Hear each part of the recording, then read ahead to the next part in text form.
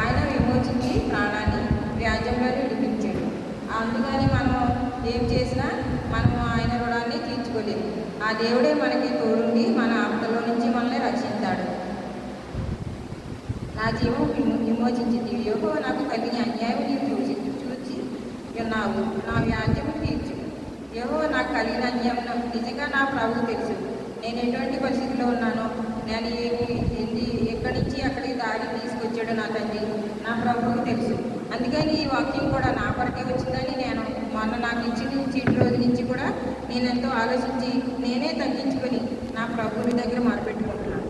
నేను ఎక్కడ చూసినా నా వ్యాజ్యాలు అన్యాయంలో నేను ఎంతో మరలెడుతున్నాను. ప్రతి దినదినము మరలెట్టి నా ప్రభువుని కొరకు సహాయం కొరకు అడుగుతున్నాను. అలాగే నా ప్రభు ఆలకిస్తున్నాడు. ఆ ప్రార్థన ఆలకించి, కన్నీటి ప్రార్థన ఆలకించి ఆయన బిడ్డగా ఆయన యేసయ్య సన్నిధిలో నిలబెట్టుకుంటున్నాను. నన్నే కాదు, ప్రతి ఒక్కరిని కూడా మన సంఘంలో ప్రతి బిడ్డను కూడా ఆయన నిలబెట్టుకుంటున్నాను. పగ తీర్చుకునే వాళ్ళని వారు నా మీద ఆలోచనలన్నీ వెరుగు నా మీద పగ తీర్చుకోవాలని ఆలోచన చేస్తున్నాడు. కానీ ఆ రోజు ఏమీ అవదు. ప్రభువే చూసుకుంటాడు.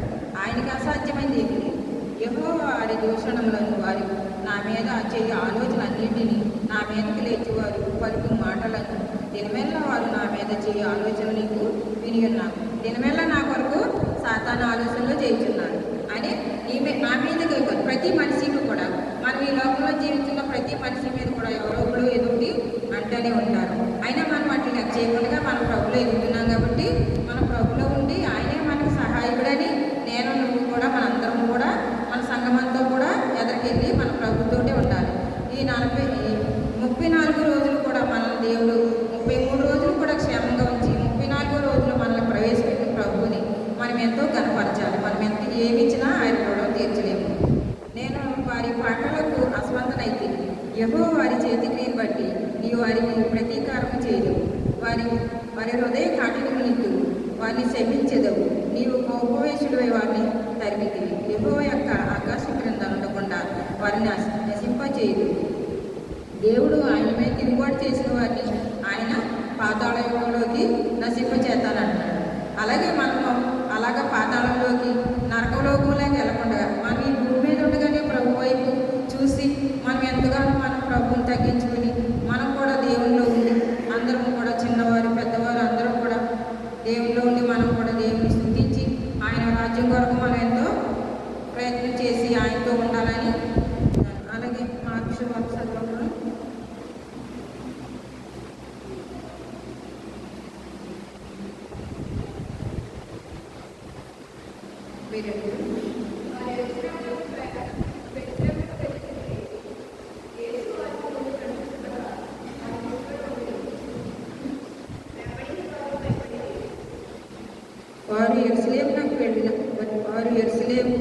వారి ప్రయాణమై యెరూషలేమునకు వెళ్ళుచుండిరి. యేసు వారికి ముందు నడుచుండగా వారు విస్మయం పొందిరి. వెంబడించి వారు భయపడిరి. అప్పుడు ఆయన మరలా 12 శిష్యులను పిలుచుకొని తనకు సంభవించబో వాటిని వారికి తెలియజెప్పున ఆరంభించి, ఇదిగో మనం యెరూషలేమునకు వెళ్ళుచున్నాము. మనిషి కుమారుడు ప్రధాన యాజకులకు శాస్త్రులకు అప్పగింపబడును. వారు ఆయనకు మరణశిక్ష విధించి ఆయనను అన్యజనులకు అప్పగించారు. వారు ఆయనను అపవాసించి ఆయన మీద వేసి కొరడాలతో ఆయనను కొట్టించి చంపేదరు. 3 దినములైన తర్వాత ఆయన తిరిగి లేచినని చెప్పి ఆయన వెళ్ళుచున్నప్పుడు దారిలో వారు అందరూ కూడా ఆయన చూసి విస్మయం ఉంది. ఆయన వెంబడించినా కానీ కొంతమంది మళ్ళా వెనక తగ్గారు. 12 మాత్రమే ఆయన కూడా చెట్టు చివరి వరకు ఉన్నారు. చెట్టు చివరికి కూడా 12 మందిలో లేరు. ఒకడు ఇస్కరియోతు యూదా కూడా ఆయన నమ్ముకున్నాడు. 11 మందే ఉన్నారు. ఆ 12వ వాడిని కూడా ప్రభు ఏర్పరచుకుని 12 మంది శిష్యులుగా చేసుకున్నాడు.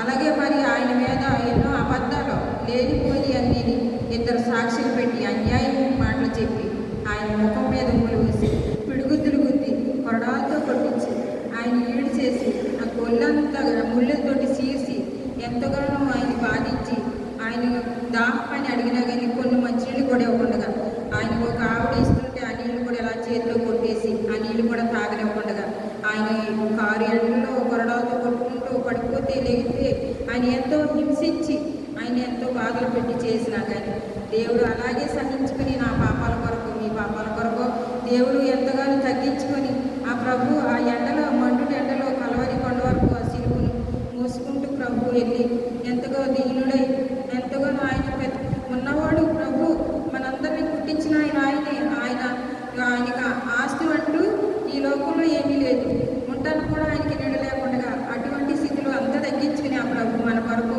ఎంతో హింసపడి లాస్ట్గా ఆయన ప్రభు శిలువలో మరణం పొంది 3 దినములు అయిన తర్వాత తిరిగి లేచి మొట్టమొదటిగా మగ్దలేని మరియకి పేతురికి వీళ్ళందరికీ కనపడి తన చేతులు గాయాలన్నీ చూపించుకుని ప్రభువుని తాను వాళ్ళ కొరకు చెప్పి నేను ఇదిగో మీ కొరకు నేను తిరిగి లేచాను, నేను చెప్పిన ప్రకారం తిరిగి లేచాను, మీరు కూడా భూలోకం అంతటా వెళ్ళి నా కొరకు సాక్షులై మీరు ఎంతగానో ఉండి నా జనులను సిద్ధపరచండి, నా రాజ్యంలోకి, నా నిత్య రాజ్యంలోకి, నా పరలోక రాజ్యంలో అనేకమైన స్థానములు కలవు.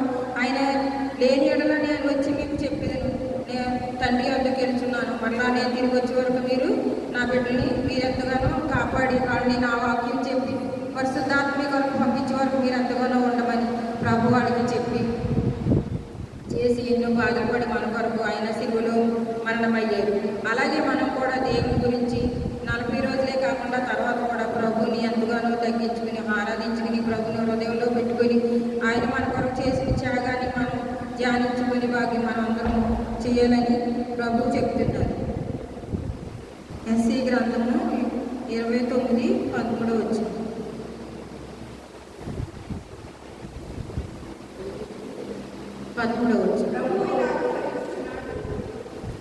ప్రభు ఇలా సెలవిచ్చుచున్నాడు, ఈ ప్రజలు నోటి మాటలతో నా ఇంటికి వచ్చుచున్నారు, పెదవులతో నన్ను గన్నపరచరు కానీ తమ హృదయమును నాకు దూరం చేసుకుని ఉన్నారు. వారు నా ఎడల చూపు భయభక్తులు మానవులను బట్టి వారు నేర్చుకునినవి. ప్రభు ఏమంటాడంటే ఈ ప్రజలు నోటి మాటలతో నా ఇంటికి వచ్చుచున్నారు, పెదవులతో నన్ను కనపరుచున్నారు కానీ తమ హృదయం నాకు దూరం చేసుకుని ఉన్నారు. అంటే నేను చెప్పినా సరే ఏదో పెదవులతో చెప్పేసి ఏదో నాకు వచ్చిన 2 మాటలతో చెప్పేసి నేను వెళ్తే ప్రభువు దృష్టించాడు. హృదయంలో నుండి తగ్గించుకుని ప్రభు కొరకు అనుదినము ఆయన వాక్యం చదివి ఆయన ప్రార్థించి మనస్ఫూర్తిగా దేవుల్లో ఉండి దేవుని మాటలు చెప్తేనే అప్పుడే దేవుడు కాపాడతాడు. అందుకే ప్రభు చెప్తున్నాడు, ఈ ప్రజలు నోటి మాటలతో నా ఎందుకు వచ్చుచున్నారు, పెదవులతో నన్ను గనపరుచున్నారు కానీ తమ హృదయం నాకు దూరం చేసుకుని ఉన్నారు. వారు నా ఎడల చూపు భయభక్తులు మానవుల విధులను బట్టి వారు నేర్చుకున్నవి. కాగా నేను మరలా ఈ జనుల ఎడల ఒక ఆశ్చర్యకార్యం జరిగింది, బహు ఆశ్చర్యంగా జరిగింది. వారి జ్ఞానులు జ్ఞానము వ్యర్థమగు, వారి బుద్ధిమంతుల బుద్ధి మరుగైపోవు. తమ ఆలోచనలో యెహోవా కనబడకుండా లోపల వాటిని మరుగు చూచేవారికి శ్రమ. యెహోవా కార్యములు లోపల మరుగు చేయవారికి శ్రమ అని ప్రభు చెప్పినాడు. అలా ఉండకుండా మనం దేవునిలో ఉండి మనం ఆయన కొరకు ఎలాగైతే తన శిష్యులు హతసాక్షులు అయిపోయారు ఆయన కోసం, అలాగే మనం తెలుసున్న దాన్ని మనం ఒప్పుకొని మనము ఎవరికి కూడా భయపడక్కర్లేదు, దేవునికి భయపడితే చాలు. ప్రజలు మనల్ని ఏం చేయగలరు, దేవుడే మనల్ని చేయగలరు. ఆయన ఏం చేసినా మనం పడవలసిందే. ఆయన కొట్టిన ఆయనే, తిట్టిన ఆయనే, మనల్ని చంపిన ఆయనే, మనం బ్రతికించిన ఆయనే, మనం పుట్టించిన ఆయనే, పోషించిన ఆయన తప్ప మనకి ఈ లోకంలో ఎవరూ లేరు. దేవుడు తర్వాత తల్లిదండ్రులు అంత మిగిలి మనల్ని చేసేది ఎవరో లేదు. ఆ ప్రభువే మనల్ని నిలబెట్టుకుని తన బిడ్డలుగా వాడుకుంటారు. మనం ఎవరికి కూడా జడవక్కర్లేదు. మనం రాజుల బిడ్డలము. దేవుడు మనల్ని రాజులతో సమానంగా చేసాడు. రాజుల కంటే అధికారం ఎక్కువ ఇచ్చాడు మనకి. అందుకని మన ప్రభువుని మన పెదవులతోటి ఎంతోనో సంతోషంగా ఆయనని స్తుతించాలి. అలాగే మా యోహాను సువార్త 12.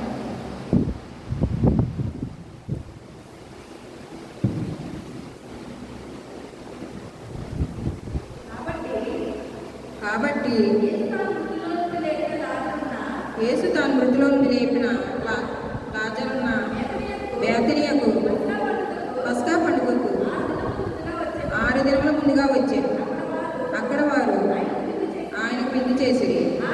మార్త విచారం చేసేది, లాజరు ఆయనతో కూడా భోజనంలో కూర్చున్న వారిలో ఒకడు.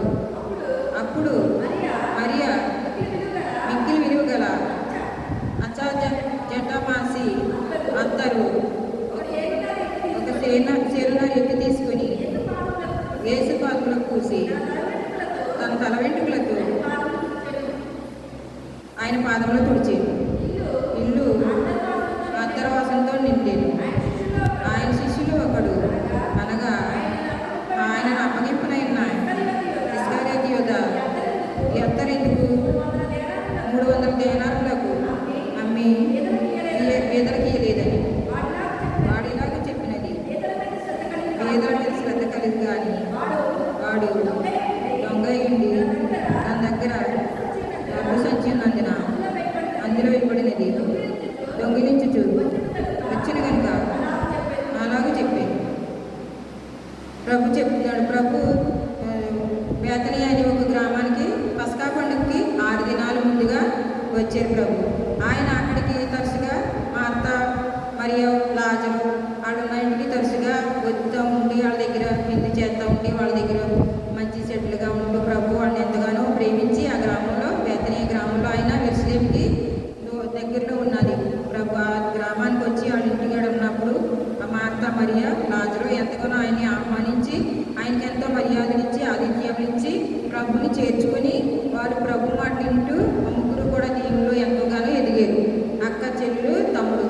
అప్పుడు దేవుడు ఒక రోజున లాజరు మరణకరమైన వ్యాధితో మరణించినప్పుడు ప్రభు అక్కడ తానున్నక్కడే 4 రోజులు ఉండిపోయాడు. ఇంకొద్ది అప్పుడు అందరూ కూడా యేసు ప్రభు వీళ్ళని ఎంతగానో ప్రేమించాడు, ఈ లాజరు చనిపోయాడు, ఈయన ఎందుకు రాలేదు అనేసి అనుకున్నప్పుడు ప్రభు 4 రోజులు ఉన్న తర్వాత ఆ ఊరు వచ్చి అప్పుడు మా అత్త పరిగెత్తుకుని వెళ్ళి ప్రభు నువ్వు ఇక్కడ ఉన్న నా సహోదరుడు సాగుతుందని ఎంతగానో ఏడ్చినప్పుడు ఆయన కూడా మనసులో కలవరపడి ఏడ్చి ఆయన కూడా ఏడ్చినప్పుడు ప్రజలందరూ చూసి చూడండి వాళ్ళని ఎంతగానో దేవుడు ప్రేమించాడు, ఆయన కూడా కన్నీరు కారుతున్నాడు అని చెప్పినప్పుడు ఆ ప్రభు ఆయన లాజర్ని ఎక్కడ పెట్టారో నడవండి అన్నప్పుడు ఆ సమాధి దగ్గరికి వెళ్ళినప్పుడు ఒక గుహ దానికి ఒక రాయి పెట్టినప్పుడు ప్రభు రాయి తీసేయమన్నప్పుడు ఆ మరియ మార్త అన్నారు. అప్పుడు ప్రభు అతడు చనిపోయిన ఇంటికి 4 దినములైంది, వాసన వస్తుందంటే నా మాట విన్నే వెళ్ళాలి, దేని మహిమించుకుంటూ అని నేను చెప్పలేదన్నప్పుడు ప్రభు ఆ రాయిని పొందించినప్పుడు దేవుడు ప్రార్థించినప్పుడు లాజరు బయటికి రమ్మన్నప్పుడు లాజరు ప్రేత వస్త్రములతో బయటకు వచ్చినప్పుడు అందరూ కూడా యెరూషలేము ఉంది. ఈయన నజరేతుడైన యేసు కదా అని అందరూ కూడా అనుకుని ఈయన ప్రాప్తేమో అని అనుకుని దేవుని ఎంతగానో స్తుతించారు. అప్పుడు లాజరుని తీసుకొచ్చి అక్క చెడులకు అప్పచెప్పారు. అప్పచెప్పినప్పుడు అక్కడి నుంచి కూడా ప్రభు తరచుగా ఆ ఇంటికి వస్తూ ఆ బేతనియ గ్రామంలో ఉంటూ ప్రభు ఎంత